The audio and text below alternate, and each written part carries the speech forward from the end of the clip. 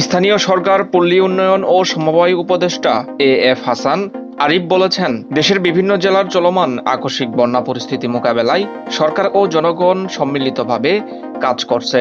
তিনি ফেনী এবং কুমিল্লার ১৪ গ্রামের বন্যা দুর্গত বিভিন্ন এলাকা পরিদর্শন শেষে বন্যার্তদের মাঝে খাদ্য সামগ্রী এবং ঔষধ বিতরণকালে এসব কথা বলেন। বন্যার্তদের আতঙ্কিত না হতে আশ্বস্ত করে তিনি বলেন, প্রাকৃতিক এই দুর্যোগে আতঙ্কিত হওয়ার কোনো কারণ নেই। সরকারের কাছে পর্যাপ্ত ত্রাণ সামগ্রী আছে। বন্যা পরবর্তী যে সমস্যা দেখা দিতে পারে তার জন্যও সরকার প্রস্তুত আছে। সকলের সম্মিলিত প্রচেষ্টায় এই দুর্যোগ সফলতার সাথে মোকাবেলা করতে সক্ষম হব।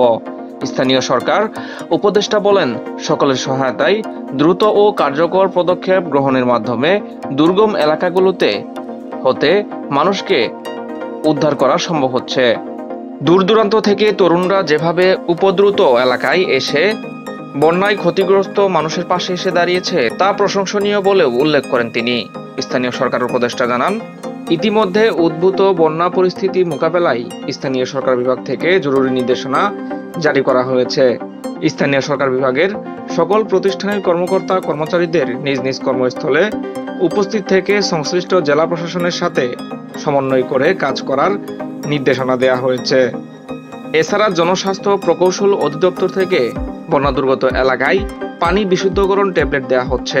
এ সময় তিনি ফেনী এবং ১৪ গ্রামের বন্যায় নিমজ্জিত বিভিন্ন স্থান পরিদর্শনকালে ক্ষতিগ্রস্ত এলাকাবাসীর সাথে মতবিনিময় করেন।